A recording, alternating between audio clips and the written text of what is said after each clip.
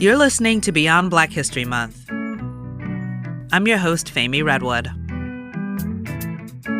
There's a diversity problem in media. That's one of the reasons why I started this podcast. I was tired of seeing Black stories only done 28 days out of the year.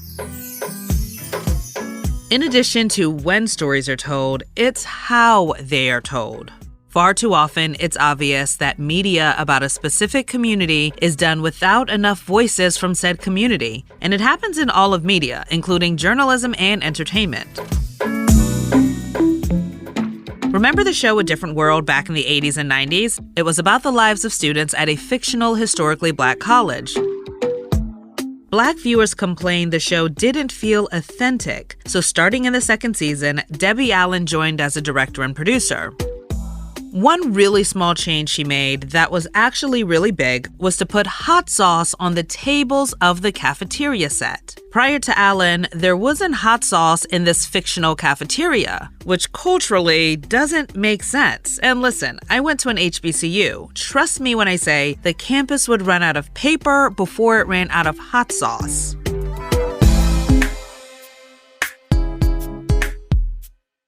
Representation is getting better, but there is a massive way to go, especially in journalism.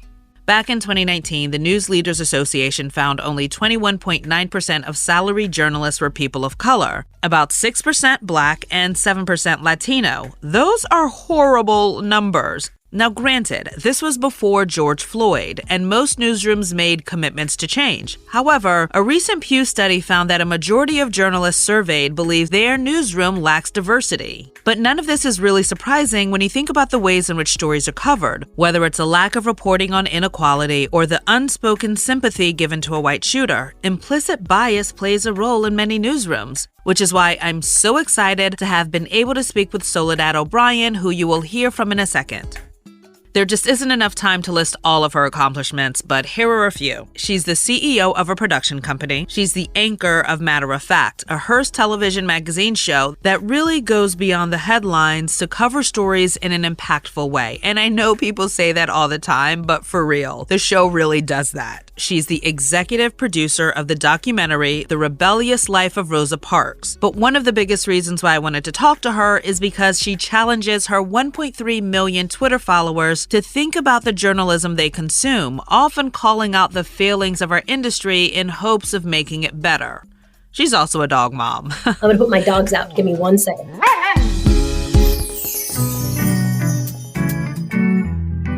If someone is unfamiliar with your storytelling, they are likely familiar with how you call out a journalist on Twitter for just not the best coverage. Explain why it makes a difference, specifically in how the framing of certain stories, the trickle-down effect. I try to use social media, usually Twitter, to explain, like, this thing is not good, but let me explain to you why it's not good. And let's talk about what framing is. I mean, we often have these conversations about objectivity, but of course we understand in journalism, like, often objectivity for one person is really about what makes them comfortable, or maybe more likely what makes their bosses comfortable. There's lots of things I compliment, and then what I dislike.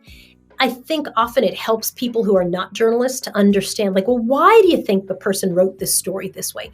Why do you think the police are framed this direction? Whose voice is missing here? So for me, it was really about kind of using what I know as being a journalist for a long time and being a little bit unafraid, kind of demystifying and giving some real context to what's happening in the media versus, what I think was spun. You are a few different marginalized identities. You're a woman, you're Afro-Latina.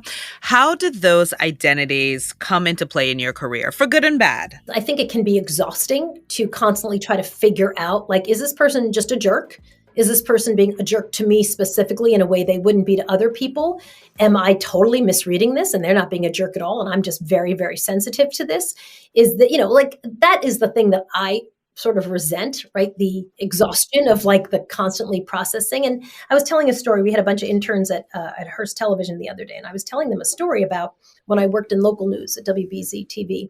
And there was a guy named John who we were in the morning meeting. I did the TV show. I was a producer on the TV show that was on before the Today Show. I would finish that show and then I'd run to the morning meeting at 7 a.m. But I was always late, of course, because it And it started at 7, run to the bathroom, 7:05.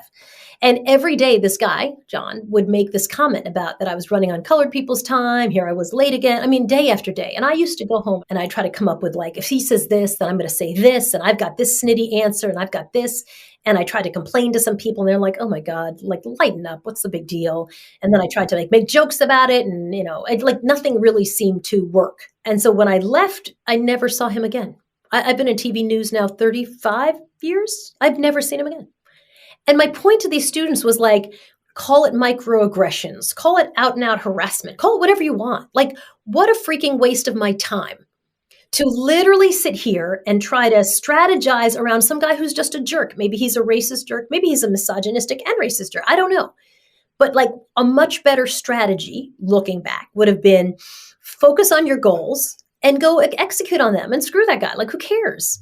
And so I really what an energy suck that was. So I think my point to them was it was a room full of mostly women of color, was like, you're going to have some stuff thrown your way. And we can sit here and talk about it and this, that, get a good girlfriend, get a good bottle of wine. But I think the bigger and better strategy is let that be somebody else's problem. You can work in a system and do great things, even in a system that's very challenged.